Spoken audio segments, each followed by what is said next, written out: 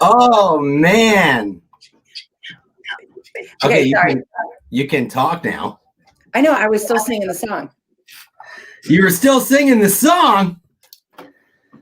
How did you know that was like my college party anthem in 1994? Yeah, I just want to say one quick announcement. We're using a new platform today for Command Your Morning. We're using Yardstream. So if you want to comment and you want your name to be shown when you comment, click that little link that says yardstream.com/Facebook. So Yardstream can allow your name to be shown. It's a little different than Zoom. Why did we switch, Nick? Why did we switch? We switched because Zoom, you just never know if it's going to work. Right. I mean, Zoom itself works, but the feed to Facebook. And so even my other market centers, when they were doing their morning power up, couldn't live stream on Friday either. We were not alone. You are not. You want to know what's funny? So I saw in the Pivot group, Jay Papasan posted, "Oh, we can't do the book club today because we have technical difficulties." So I texted Jay. I'm like, "Were your technical difficulties Zoom?" He goes, "Yeah, it was." I go, "You should use Yardstream." So I text him Yardstream. You could really do an affiliate business with this because who told us about it? No one. Google told us. No. I had heard about it because Tristan and I were doing some research on what we could use other than Zoom. The only reason we keep using Zoom for lab coat agents is because you can get a registration. You can't do that with Yardstream. But if we're just streaming, it's just so much more efficient. And I'm also streaming to YouTube too. So some people might be watching on my YouTube. So AJ Gershman, if you're watching, you won't have to worry about putting these on my YouTube channel because there's 21 people watching on my YouTube channel. And there's 20 people, one person. It be on your YouTube channel, not my YouTube channel. Well, when you stream it with your Yardstream account, then you can stream to your YouTube channel. See, when we're using my Yardstream account, we stream to mine because it's all about me. It was all about you taking care of your kids this weekend because your wife went on a nice segue, by the way. That was a great segue. Well, I have talk show host experience. By the way, if you're watching, because there's a couple people, I'm seeing all the comments. We're using a new platform. You got to click the link before you watch that says yardstream.com/Facebook to allow Yardstream to access your name so we can see you. Oh my gosh, somebody actually commented while watching on my YouTube channel. Maddie Sells Vegas. He's not going to focus on me at all. No, I'm totally focused. All right, so I was taking care of my kids this weekend because my wife was at the lake with her sisters. Yeah. And her mom. So it was a girls' weekend at the lake. My wife, her three sisters, Madeline, Catherine, and Laura, her mom, and her niece, Madeline. So there's a baby Madeline and a bigger Madeline. And then Liliana, the new baby, who's 3 months old. Don't call her Big Madeline. That's not going to feel good. Just saying. Adult Madeline. Right. Grown-up Madeline and little Madeline. Right. Little Madeline's 8. And we call grown-up Madeline Lolly, Lolly. Just not Big Maddie. Just not Big Maddie. No, we call her Lolly because when my nephew Joey, who's now 14, when he started to learn how to talk, he couldn't say Maddie. So it came out Lolly. So now everyone calls her Lolly. We also call her Maddie too. So. Okay. But what happened this weekend, Nick? What did you have to do? What do you mean? You had your boys on your own all weekend. Yeah, I had my boys on my own. I mean, it's not like it's. Yeah, it was actually pretty. So I went over to my brother-in-law's house, Steve, because his wife Catherine was up at the lake. So we hung out with the nephews and Steve and I just watched Netflix and drank beer, and the kids played video games and ran around outside. That's how dads babysit. It's not babysitting when it's your own kid. That's what someone told me once. You know what, Karen? Why do you always, you know what? I don't appreciate that. Okay. My wife's upstairs right now babysitting the kids. Okay. Oh, let the hate mail and hate comments come in. You know what, Nick? I have said so many times that being a mom is so much harder than being a dad. Even though being a dad, the dads, I feel like we get the fun stuff. Dude, right? You get the 40% job. Right. Like we're the fun, and then but actually I'm actually a lot stricter than my wife is. I'm kind of hard on my kids. Worn her down. She has to deal with it more. They've worn her down. That's true. Like I catch Levi like lying to me all the time. Like he knows he's not allowed to watch certain things on YouTube. And so we have this thing though. I go, Levi, if you tell me the truth, I'm not gonna be upset with you, right? Like you just gotta tell me the truth. I'd be upset if you lied. He goes, okay, I wasn't watching Netflix, I was watching YouTube. Because there's these shows on YouTube. What? He loves YouTube. He does, but there's things that on YouTube that he shouldn't be watching, right? I know. But I only know this because I hear the yelling when I call you. Get off YouTube! Well, no, because he's not. There are certain things he's allowed to watch. Certain things, like there's educational stuff on YouTube that's okay. Like there's these wildlife shows that I let them watch. Like one guy called Coyote Peterson. He's awesome. Like he'll go out and find bugs to sting himself with. Like he's crazy, but he's for kids. Well, that's a good lesson. That's a great role model. I don't want you to watch music videos, but I want you to watch how you go. No, but it's very educational. Because it's cool. If anyone on here has kids, you've watched Coyote Peterson. The guy is awesome. And then my 5-year-old watches Blippi. That's speaking like Chinese to me. I do not understand what you're saying. So Blippi is like. I don't need to know. Don't need to know. I'm gonna tell you what Blippi is. You want to know? No, my wife has a crush on him. All my wife's friends have crushes. All my wife's friends with kids our age, they have crushes on Blippi. They're like, oh my God, he's so cute. So anyway, he's like the new Pee Wee Herman, and he has like 2 billion views on YouTube. And it started by accident. He wanted to make a video for his nephew, and it just went viral, and then this character came from it. So it's kind of us here due to an accident. What? Are most of us here due to an accident? That is true. I'm having an accident right now while I sit here. But Steve Weisner said kids YouTube isn't much better. You're 100% right. Like there's a kids version of YouTube, and it's still like it's still not for kids. I don't get it.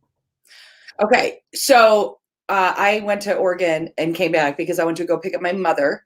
She is 82 and she has dementia, and so she can't fly by herself. And she was with my sister, but now I had to fly her back. So everyone thinks that I flew to be on vacation. That's not the case. It literally was a medical. I have to take care of my mom. She cannot fly by herself. So there. But I will tell you, Oregon is beautiful. Yeah, I've never been. I want to next time when I go on a plane in 2030. I'll go to Oregon with you. It is really, really pretty. So I flew in Friday because I didn't want to fly 4 hours there and 4 hours back in one day. Drove to the coast, stayed by myself, didn't talk to anybody, like literally didn't talk to anybody. And then came back last night. So I can't wait to go back and see it again. It reminded me when I lived in Colorado, but it had a coastal feel to it, had a kind of an East Coast feel to it too. It was really interesting. So, yeah, who's in Oregon? Cody Gibson. I know. He's going to come on our show. Jason Abrams is watching. He says, good luck, Aaron. Jason Abrams never wishes us good luck, but that's okay. We still love you, Jason. Karen's looking into that. Karen's like, oh, Jason. No, you know why Jason's watching? Because he's going to be on in a couple weeks. He wants to see what he's up against. He wants to see what he's going to be getting into. Because he's not competitive, but now he's in trouble. Mm-hmm. Oh yeah, Aaron Kaufman's waiting. What else did you do before we bring Aaron on? Did you anything going on this week that's crazy for you and awesome? Oh my God, yeah. Okay, so later today, I'm dropping off surprises. It's a long story, but we have a celebratory business meeting for our Geneva office tomorrow, and then we're doing musical bingo. Thanks, Josh Anderson, for the idea on Zoom, and it's so fun with our entire team. And then, my week, I actually don't even know because I'm so time blocked out. So I just do whatever it says. I think today I'm on the growth initiative call. I don't know. Maybe. Jason would know. Yeah. Mark texted me and I said, sure. And then that was the last I heard. All right. So let's bring our guest on. All right. Listen, you guys know this guy. He's Mr. Profit Share. He's the king of Profit Share. He's Mr. Hashtag 401k. He's the reason why we get so hyped up about passive income. It's Aaron Kaufman, everybody. Oh, yeah, he's here for the first time. By the way, Aaron's a longtime listener, first time caller. That is true. That is true. Love you guys. Thanks for having me. What's going on, dude? It's so good to see you. Your hair looks so slick back. And I still remember how much gel I put. I always get these side hairs coming off the side, but yeah, I mean, not as much as brown hairspray I have in covering my roots right now. Oh God, look at that. Yeah, my wife just cut my hair too. Anyways, just ignore this right here. I don't know what to do with that thing. Well, just cut it off. Just ignore this side of my beard protruding. Now I'm focused. Aaron, you know I have like OCD now. I'm going to say. I know. No, it's in front. It's in front. Closer. There. Closer. All right. It's closer in front. Right. Okay. Turn. Just. I'm gonna turn like this. Is that okay? No, I'm gonna leave for a little while. You guys can do your hair together. All right. Aaron, we're good. How's it going? We have record-setting amount of students in real estate school. Yeah. The pandemic, right? Talent pool's never been better. So I'm personally, I'm doubling down. I mean, every one of these new agents is a freaking lottery ticket. You never know, right? They might be the next Josh Anderson, the next Brent Mitchell, the next Liz Landry. By the way, all three of those I sponsored as new agents to KW. But real casual. Yeah. No, I'm saying you never know who the next new agent's going to be, right? I mean, as Jason Abrams says, right? He was a new agent once, and I think we're too. Are you Jason's sponsor? No, I am not. I am. He's adopting me though. So, Aaron, when did you? I want to know. I don't think a lot of people know this story. I mean, a lot of us have been through your class and we've seen you speak. But like, when did you realize for the first time how powerful profit share was, and when did you decide to just kind of like dive in and just spread the word to everybody?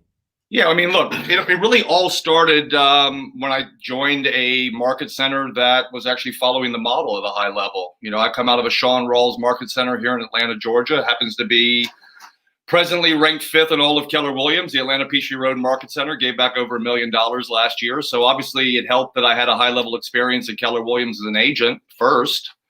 Then I went to a family reunion and saw Gary and Dave speak at State of the Company. And Gary said two things that really stuck with me. He said, one, the number one income producing activity that a KW associate can participate in is attracting other agents to KW. Second thing he said was many of the leaders of this industry 5 years from now are not in the business yet. And guys, when I came back from family reunion, all this stuff was spinning around in my head. I landed in Atlanta, I got into bed, and it just hit me like a ton of bricks. I jumped out of bed at 1 a.m. and I said, this is it. This is the product I've been looking for my whole life. And I was a good agent. I was a capping agent, but really at that moment, I believed more in KW as a product and as a wealth building opportunity than I ever did as myself as an agent. And that's the last day I sold a house, February 2005. In a call I was on last week, that there are 60,000 associates that are going to join KW. So I equate it to like there's between 4.5 and 5.5 million homes that are going to be sold every year, right? Every year, the same amount. So you go get yours. It's the same thing with agents. Exactly. Well, and look, Karen, my wife has been telling me for 15 years, stop going around and telling everybody what you do. And I'm like, they're not going to do it. And they're still not doing it. So, that's good for us, the people that are intentional, because we just keep getting our hashtag unfair share. But yeah, I mean, I'm trying to get people excited and get them purposeful.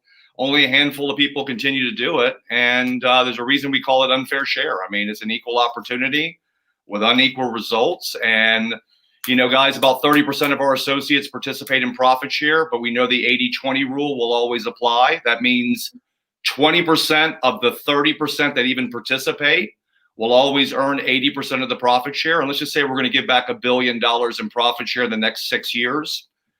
That means 6% of us are going to make $800 million in profit share in the next 6 years. So $800 million for 6% of us. And, that's the power of focusing on profit share. That's the power of being intentional. That's the power of being persistent. That's the power of not giving up when you lose a sponsorship or something else happens. You just got to get back on the horse and keep going after it, It's interesting. Like, I don't have the exact number. I have to look it up. But, I mean, I think my profit share is over $250,000 over the last 11 years, right? Like, it's legit crazy real money.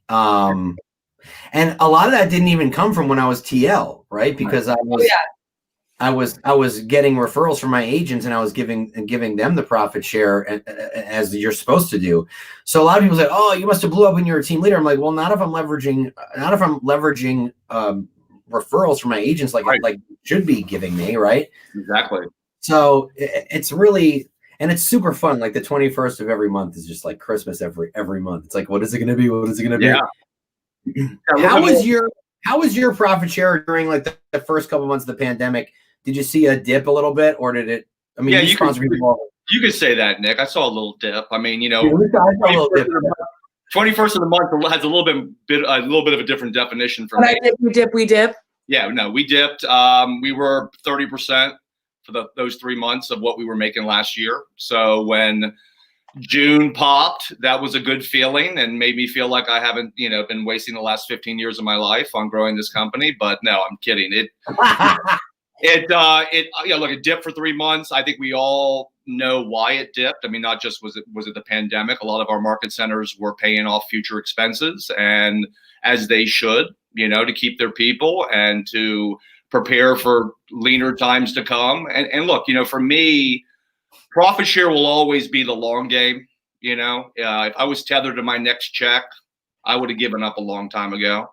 This is a long game, especially right now. I mean, I think anybody that is in leadership at KW knows that we're a company of purpose, and I'm doubling down on it. I actually think agents are going to need what we have to offer more moving forward. And, this is how you build generational wealth. There might be places that are touting faster ways to make money. I'm playing the long game with KW. I feel like this is going to be the best bang for the buck for long-term wealth, for sure. Hey, Aaron. So Kathy is watching, and she wants to know, like, what's the number one activity you'd recommend to help build your downline? Like, what are you doing every day to continuously grow? I think the number one activity is do something. From Jim Carroll. Right. So Debbie DeWitt watches my favorite quote from Jim Carroll, Denver, Colorado, Arvada Market Center. Anything works, nothing doesn't. Exactly. And so what do you do? Like, do you wake up? Sorry, go ahead, Aaron. So what do I do? I mean, look, I am 100% internet lead gen. So every morning I wake up. Unfortunately, I can't sleep late anymore. I don't know what happened when I turned 40, but I can't sleep past 5 o'clock. It doesn't help that I have a cat that likes to personally wake me up every morning to feed it. But I'm up at 5. I'm with my coffee, and I'm posting job ads. So I'm big on ZipRecruiter and other job boards. I've been dabbling in Command, obviously. So I'm doing all of that stuff. And the great thing about where I'm at right now is that I run my profit share business like an MREA team. I don't work my leads anymore. I give them all to my recruits. And a lot of you guys know who Brett Mitchell is. He's essentially the CEO of my profit share business. And his contact form is embedded on my website. So any leads that I generate go directly to him. And, he's really good at what he does too. And so look, it's like Groundhog Day every day. I wake up, I post my job ads, I respond to my candidates, I forward my leads, I go to my Command, I dabble in my paid ads, and then, I get to a point where I have a bunch of Zoom calls coming up, and that's what I do the rest of the day. But lead gen is 24/7 for me. So when I'm not teaching, I'm online, blogging, social media, job postings, all that stuff. 100%. Well, it's, people are saying, I don't know what to say. Well, what do you say? First of all, I want to be in business with people I like. So that's the beauty of this company is I get to choose who I'm in business with. Sure. Number 2, I go find people that I want to hang out with. That's who I search for. Well, Karen, let me say this. I think the key to real long-term big success with profit share is that you got to be honest with yourself and find a lead generation source that's a fit for your personality and sustainable over time. I mean, look, just like in real estate, you can build a huge business off of internet lead gen, cold calling, expired listings, FSBOs, door knocking, and relationships, right? For me personally, I was never a mega agent. I mean, I had many limiting beliefs back in 2005. I didn't hang out with real estate agents. I shut down my business. But I had another agent in my office that was a big internet lead gen guy. And I said, I'm just going to go after predominantly new agents on the internet. And, look, back in 2005, there wasn't anything like Command. So, the internet's always been the low hanging fruit, right? The new agents, the newer to the business, but trust me when I say the quality's in the quantity. Okay. But here's the deal, guys.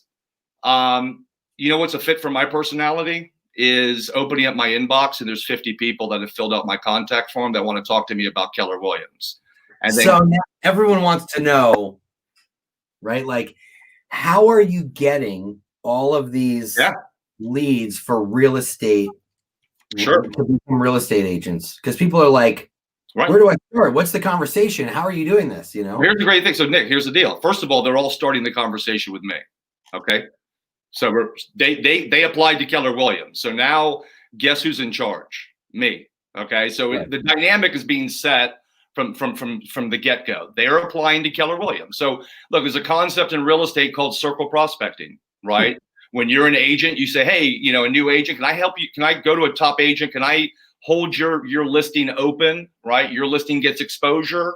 I meet buyers. Well, guess what I do? I circle prospect the number one real estate company in every category. That's the best place for women to work, the best place for veterans, the number one training company. I think I got a lot of collateral to market this company. And so I take the number one real estate company on this planet and I market it in every market Keller Williams is in online. So, when I first launched my website back in 2005, Nick, I didn't know anything about internet lead gen. But what I did know is if I didn't drive any traffic to my website, it wouldn't do anything. And so back in the day, I made very large commitments to websites like monster.com and Career Builder. Because look, back in the day, there was a benefit in buying in bulk. Like if you bought one job ad on Monster for Michigan, for Detroit or something, it would be $250 for 1 month for one ad. But if you commit $20,000 to monster.com, you get 350 job postings for $30 or $40 a posting. So I made large commitments. And by the way, who in this company is going to drop 20 grand on monster.com? Nobody, right? So therefore, an advantage because I can buy in bulk. Yeah. Aaron, buying in bulk, like it's an investment. So if someone took, let's say they were receiving a couple $100 in profit share. They took a whole year of profit share money, put it away to reinvest it to get more leads. It's like command campaigns, right? I'm going to put in a little bit to get a big return. I mean, and remember that it's a long-term play. It's not fast cash. Well, Karen, I mean, look, when I started this, I wasn't making any money. I mean, I was attracting new agents. It took me 3 to 4 months to make any money. And I always tell people there's no column on the profit share return on investment spreadsheet for faith. I mean, you believe in it or you don't. I mean, seriously, you can try to calculate it. I mean, by the way, if you get purposeful about profit share, if you understand it, you're going to be making money after you're dead. Are you going to come back from the grave and try to calculate your return on investment for all the time and effort you put into it? Or are you just going to have faith and be purposeful? And that's why a lot of agents don't participate in it, Karen, is that they're immediate gratification based. They want to spend money. They want to see a dollar amount. And that's why they all give up before they see results. And that's why people like me do what we do, because we know everybody else gives up. I'm going to tell a story because I think it's important. It doesn't get told enough. There's an agent in my market center. Her name is Jody Green. And Jody Green actually helped launch a market center where Nick, I think, was team leader or Kalamazoo. She has 6 people in her number one line. Okay, 6 people. Jody got sick with cancer, and so she didn't work. So, fast forward 8 years later, she's getting between $8,000 and $12,000 a month in her account every single month while she is being treated for cancer. She couldn't work. She has 2 kids, married. Now, Jody passed away, unfortunately. Prayer for Jody. But her daughters now get her profit share. And Jody's daughters receive every month between $10,000 and $15,000 for 6 people in her first line, $10,000 to $15,000 every single month. And that is her legacy that is left for her kids to remember what their mother did for them. Yep. It's an extraordinary to see those checks go up every month. We still put her check up because she still is earning profit share through our market center as past. And it is extraordinary to see the gift that keeps on giving for all her 20, 30, 40 years in real estate. Because as real estate agents, we do not have an exit strategy, but your profit share opportunity is your legacy. Otherwise, you're going to shrivel up and go in a balloon to some realtors in the sky, and you're not going to have anything left. And Karen, that's great, but I'll tell you this. I don't know how many people in this company are motivated by being purposeful about profit share for the money. Okay, yes, the money is amazing. It's doing amazing things for our agents and their families and their legacies. But if you're not having a high level experience at Keller Williams, if you're not plugged into our culture, our training, our technology, if you don't think and act like a stakeholder, if you don't believe that your recommendation is going to back it up, you're not going to care. I mean, if $1.4 billion isn't enough to get you off your ass, I don't know. I'm pretty sure the money is probably not going to be the motivating force for most people. So she did it because KW changed her heart. No, absolutely. Of course. I just want to make that point. I think we oftentimes try to use the carrot of the money and what it's doing for our families and our lives as some sort of thing that we think is going to motivate people. And I think ultimately that's not what motivates people. I think they have to believe in it and they have to be compelled to want to share it with people, right? Hey, Aaron, I have a quick question for you. So, what would you say is kind of, you go after a lot of newer agents, right? And the newer agents are great in the sense of like, they're going to do business gradually. Most of them won't cap in their first year. So that's going to be continuous profit for you throughout the year. Would you say that it's good to have mostly new agents in your downline or kind of a mix of both? Because one of the big recruits I got when I was TL, and she did put me as her sponsor because I was actually the reason why she came over. She'll cap in 1 month. Yeah. So, like, how do you keep that going, in a steady stream every month? Nick, if I could snap my fingers and instead of sponsoring 400 brand new agents to KW, I would have sponsored 400 mega agents. I would be calling you from the Caribbean right now. Well, sometimes you are in the Caribbean. No, I've seen pictures, Aaron. Here's the deal: is that once again, and look, I still have limiting beliefs. I'm 15 years into this. I still have limiting beliefs. All right. I was never a mega agent. Do I feel comfortable? Am I much better at having a high level conversation with top agents than I was 15 years ago? Of course I am. But do I want to pick up the phone and cold call people and try to recruit them to KW? No, that's not who I am. And so for me, look, Kara and I had a great interview on her podcast a couple of weeks ago. And, we always talk about growth happens outside of your comfort zone, right? I kind of like my comfort zone. Now, listen, could I have a bigger life potentially? But you know what? Would I be happier? I don't know. The bottom line is my wheelhouse is new agents and people coming off the internet, and I'm a one-trick pony. But you know what? I'm going to ride this one-trick pony all the way to early retirement. And so for me, yes, Command, the great thing about Command is now I'm dabbling in targeted marketing experienced agents, all right? But I'm going to say this, Nick, if they don't fill out my career form, they're never going to hear from me.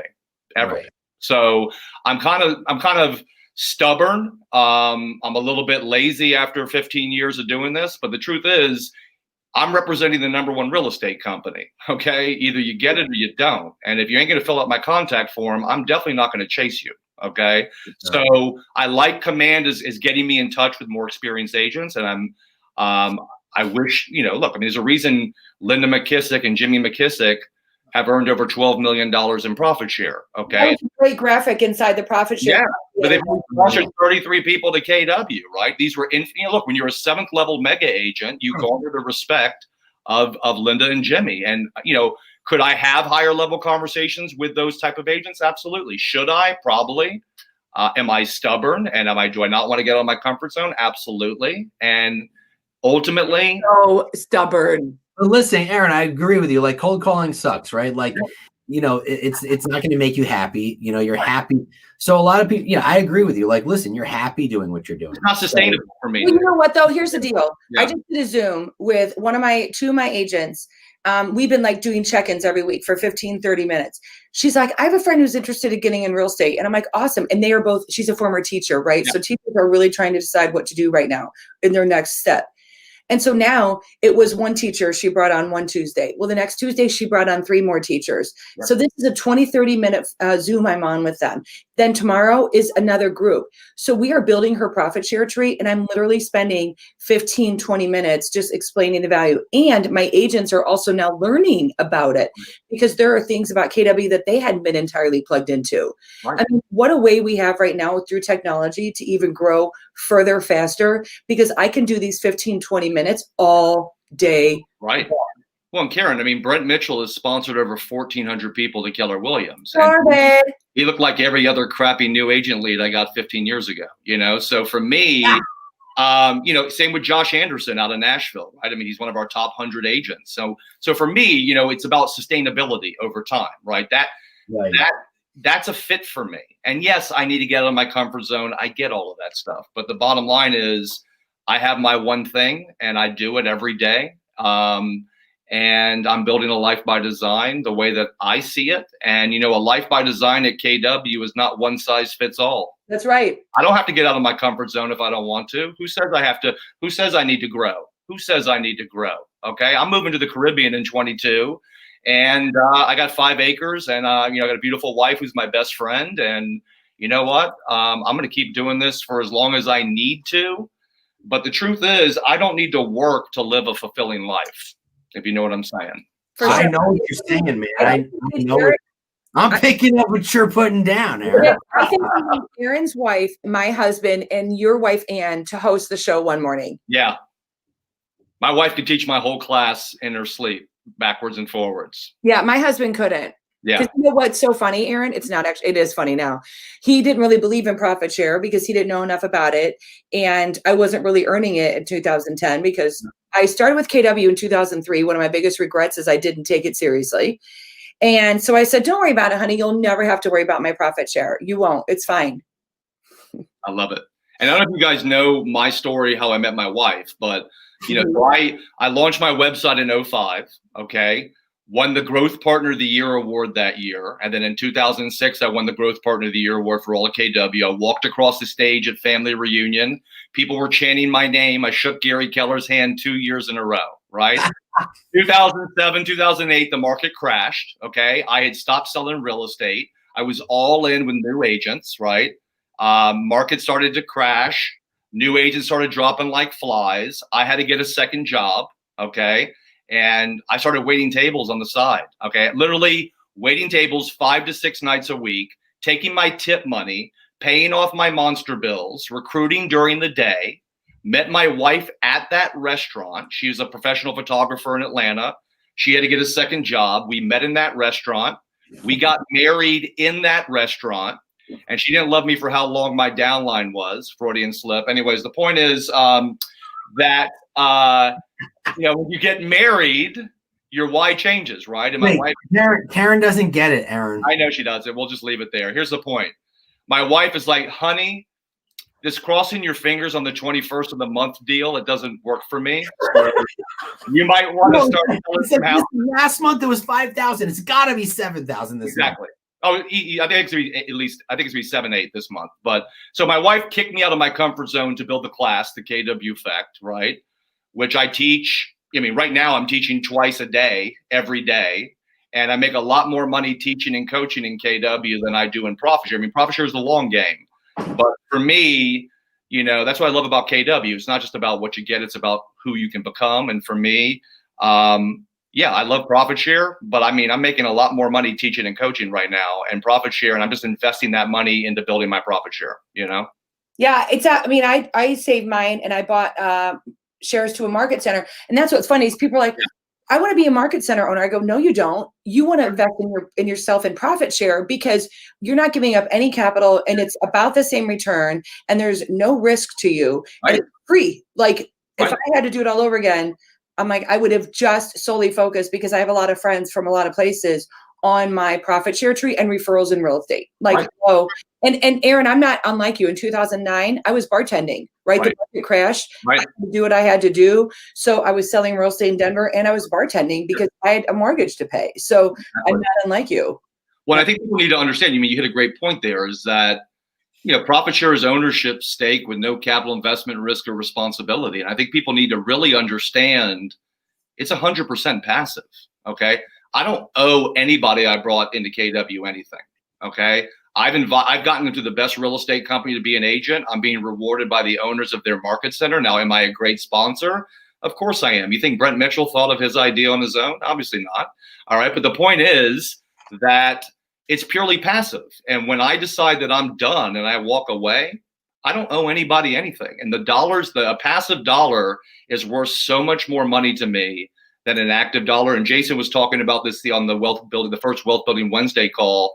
I think he has something called net. It's like noise to income ratio. I don't know what he calls it, but passive income has no noise attached to it. My wife, by the way, shot weddings, 800 weddings. Okay. Half of those were done with film. Okay. Every time she left the house, I was wondering, would she come back alive? And so for me, a passive dollar with no stress is priceless to me. And anyways, just making the point that people don't need to understand that it's not just the dollar amount, it's that you have to do nothing to earn it. And it grows over time, So how many rental properties would you have to own to make the kind of passive income you're making this year? And the greatest line I ever heard was from Jimmy McKissick, who said, the greatest investment Linda and I ever made was in KW Profit Share, and nobody ever called me about a busted water heater. Well, my profit share is not very much, but I have a rental. We're averaging like $150, $200 a month. Well, right. I have to have 6 or 7 rentals. Exactly. I mean, I just had a tree come down in a storm, fell on my neighbor's house who has a renter in there. I'm glad I don't have that headache of dealing with renters and all that stuff. Although obviously that's a great way to make passive income, but profit share passive income is even better. It's even sweeter, right? It's the best. It's the best. So, Aaron, we didn't really get much into what you do every morning. We kind of did. Let's do it. You wake up, have your coffee. Yeah, I wake up, I drink my apple cider vinegar. I put some MCT oil in my coffee with a little layered creamer that's got some turmeric in it and some cacao. Sit down, post my job ads. Look, so once again, I'm doing circle prospecting, right? So here's what my job ads basically say right now. They say real estate agents in capital letters, and then it'll say some version of make your own market with the best training and technology, or the best training, technology, and culture, right?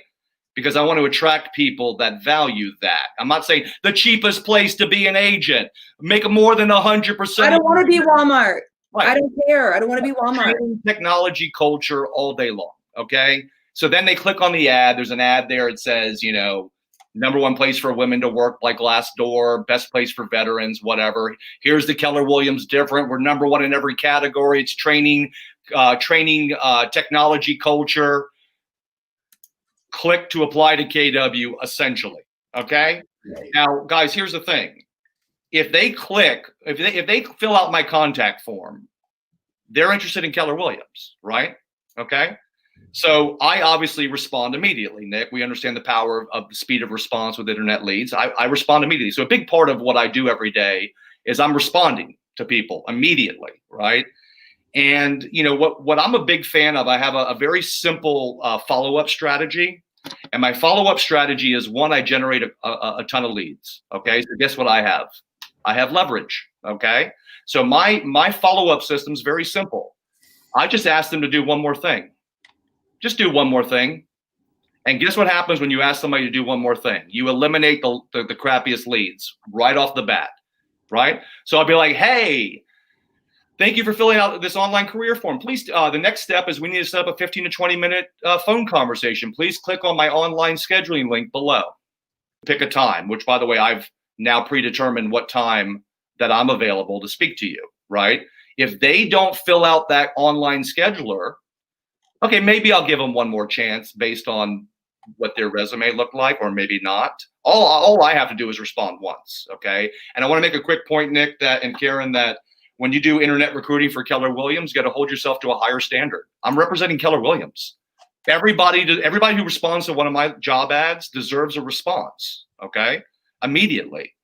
And I have to operate with the highest level of integrity. Right. So one of the things we always ask on our websites is we ask every lead, have you ever previously spoken to anybody at KW? Do you have a family member at our company? I mean, I've personally captured over 2,500 leads in the last 15 years that said they knew someone at KW who had a family member. We found out who they knew, sent that lead back to that KW associate, giving them a chance to recruit them. Okay. But what I'll do is this. If they don't know anybody at KW and they've applied to KW, I'm going to say, hey, pick a time in my schedule. One of the things we always ask my scheduler. Ask every lead, have you? If they don't pick a time in my schedule, maybe I give them one more chance. If they don't, they never hear from me again. Unless they're a licensed lead, then I'll put them on a command follow up. Yeah. Yeah.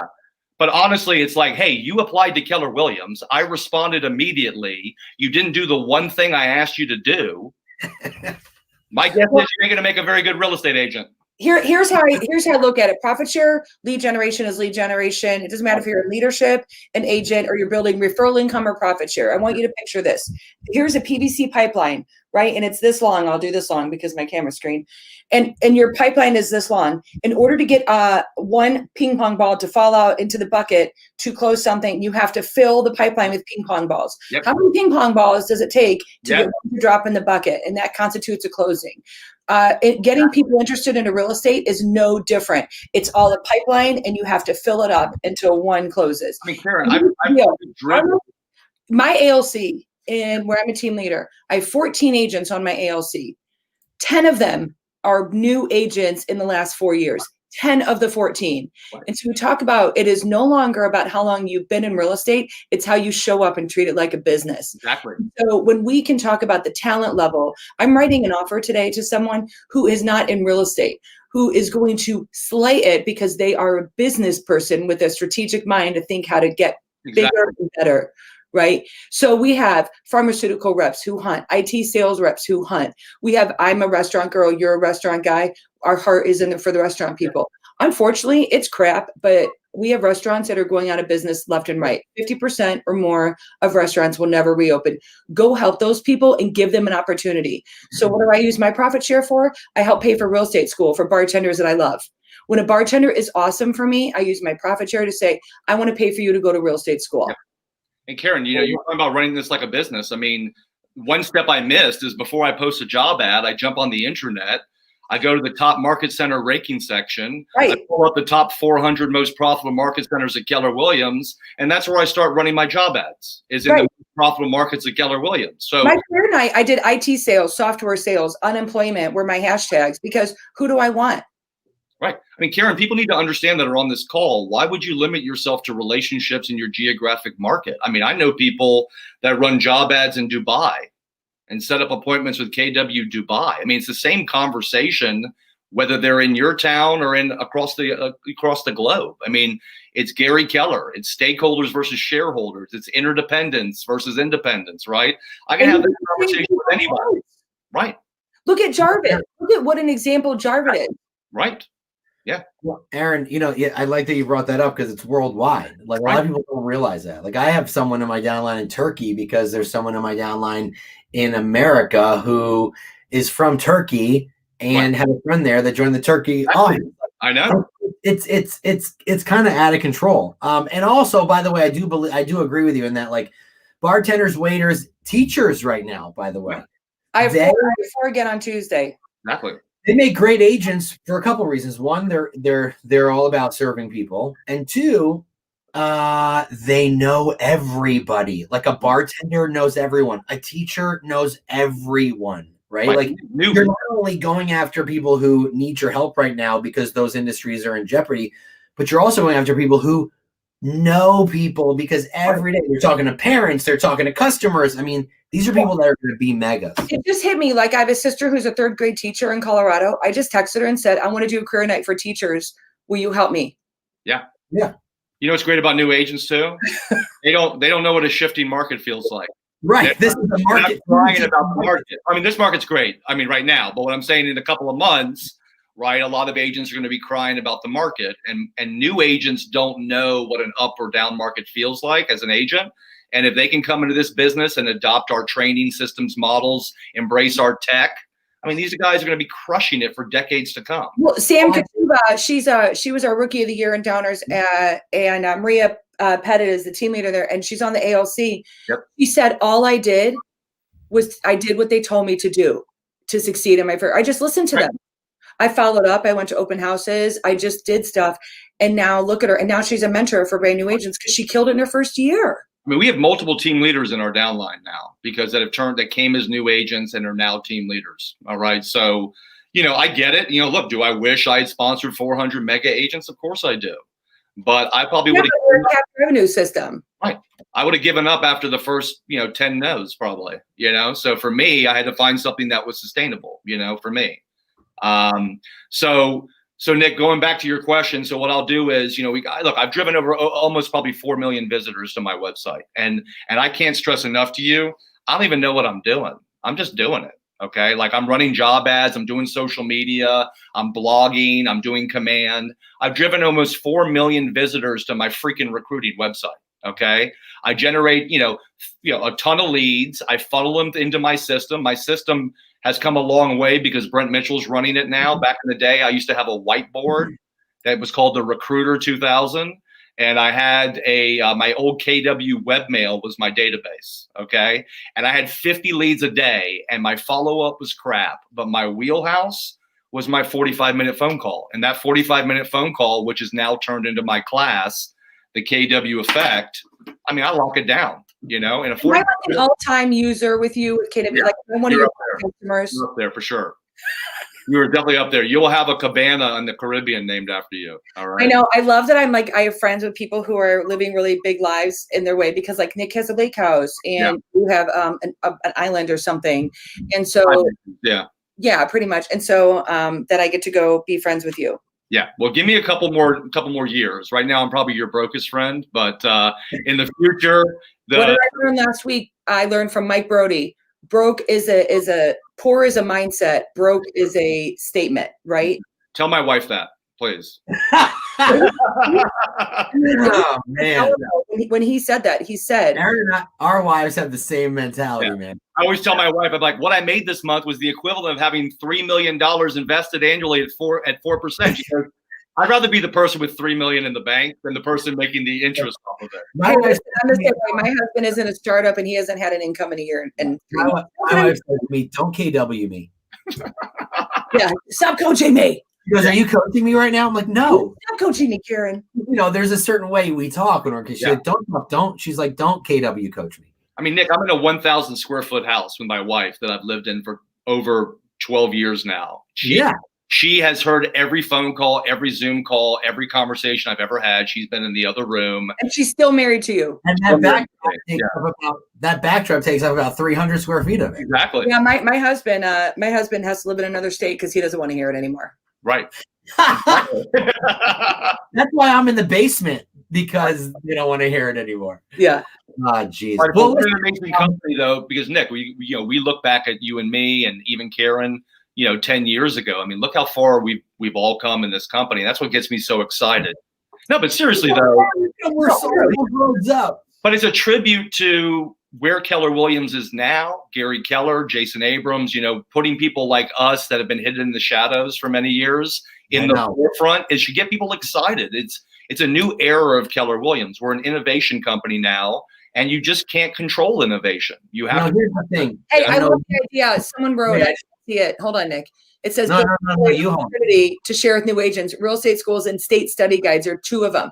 State study guide, or doing a quiz night or something like that. Like put yourself on Zoom. Yeah.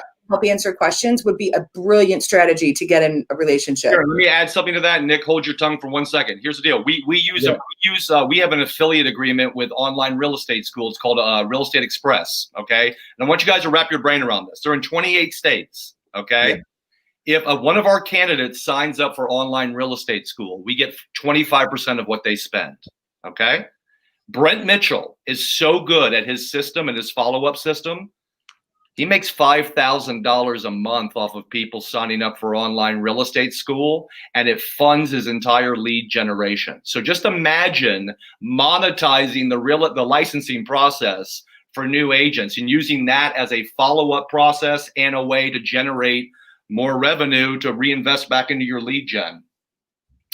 And if you want to sign up for that, send me a message. But I have a post in the mastermind group that refer you. Yeah. That Profit Share Mastermind group is gold, so I'm super grateful for it. I mean, Jessica Starr for starting that. It has almost as many users as Command Your Conversion, right, Nick? Cheers. We have more.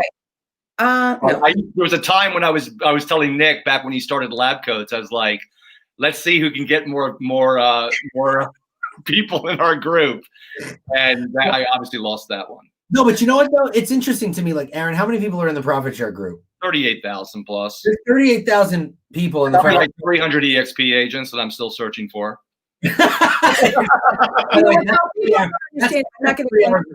But their profit share revenue share is siloed into teams, and it creates a very divisive team, and it's fascinating. But anyway, we won't talk about that. By the way, Aaron Pickoff was watching, said he made almost $2,000 last year with Real Estate Express. There you go. So that's pretty sweet. I didn't know about that. I'll have to talk to you more about that later. But my point was about your profit share group was there's 180,000 KW agents worldwide. There's only 38,000 people in your profit share group. Yeah.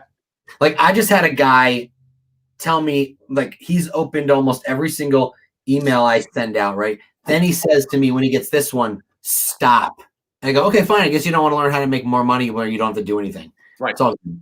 Like what? And then we have, as a team leader, I would have people every so often, because EXP is not so big in my region, but they would say, I think I'm going to go to EXP because of rev share. I go, you haven't recruited a single person at KW. What are you going to do different? Exactly. It's the same thing. You still have to recruit people. Absolutely. You know?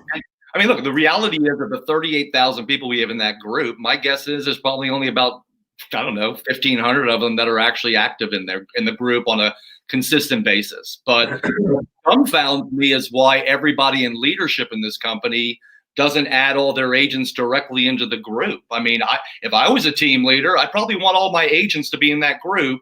And so they can get a dose of Aaron Kaufman every morning to make them, buy into our value proposition. But to this day, it's like I have to remind people to add their agents or even people in their downline into. I mean, if you have a downline, how are you not adding your people in your downline into that group? Let us get them excited about profit share. You guys can focus on loving on them and delivering on our value proposition. But once again, it shows you that not even our own leadership on many levels is even thinking like a stakeholder. And so for me, that's why I do what I do. I mean, the great thing about the KW effect is that if KW stock is up or down, it doesn't matter. I'm always in demand. All right. So I'd rather not be, Zooming the rest of my life. I'd rather profit share go Mike Brody, and I can, ball out in the Caribbean and open up an animal sanctuary and, wake up and do sun salutations every morning and walk on the beach with my wife and never have to work again. But until then, I'm on a mission. Okay. There's room for improvement in KW. Okay. So Andrew watching said that the profit share mastermind needs to be part of onboarding. And so I firmly believe that if you talked to Josh or Gary or Jason about that being implemented in onboarding, I firmly believe that they would send that message to the market centers and say, we suggest that this become part of, even though they can't mandate it, I'm sure they would suggest it. It is in the conversations and all the leadership. And Aaron's been in those masterminds too, in the mastermind. So it already is a conversation. I already drove it. What do I know? I think, look, one thing I'll say this. One thing I'll say is this, guys. One thing I got to give KW credit for, and I do mean one thing I need to give them credit for, and I'm joking, is that they've been very patient with me. And anybody that knows me knows that, I've been failing forward for quite a long time. And there's a lot of things that I'm very passionate about in KW. One being the integrity of the sponsorship system. And, there have been times when my passion/anger around that has gotten the best of me. And I have, woken up on the wrong side of the bed and dropped. I've never noticed. What? Aaron gets temperamental? I've never noticed. Here's what I'm saying.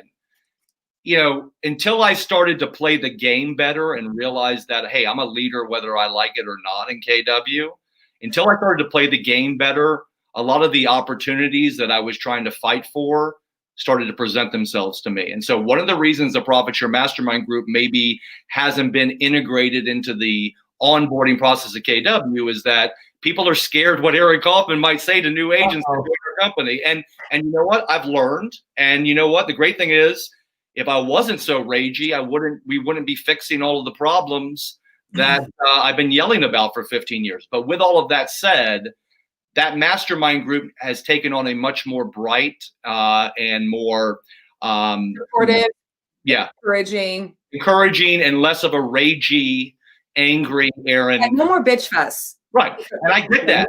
But people need to understand that when Jason Abrams did a life story. You guys had a life story done yet for you? Yeah. So Jason Abrams did my life story, and the two.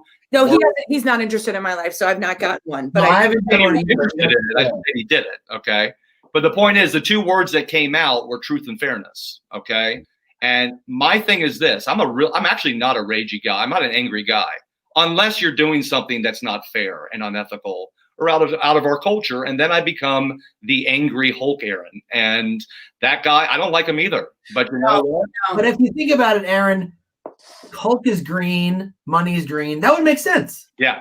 But by the way, with that said, I mean, Nick, if you know, I mean, to know me is to know that money is not my motivating fact. Yes, I want to make a ton of money. Don't get me wrong. I'm greedy just like everybody else. But if I didn't believe in what I was talking about, if I didn't fight for what I believed was fair, I wouldn't be able to do what I do. And, I got to give Jason a lot of credit for listening to a lot of my yelling over the last year and a half. Even though, we see things differently, he's put me in a position to have my voice heard for the first time. And I don't know if anybody's seen that Gary Keller video, the sponsorship video that's out.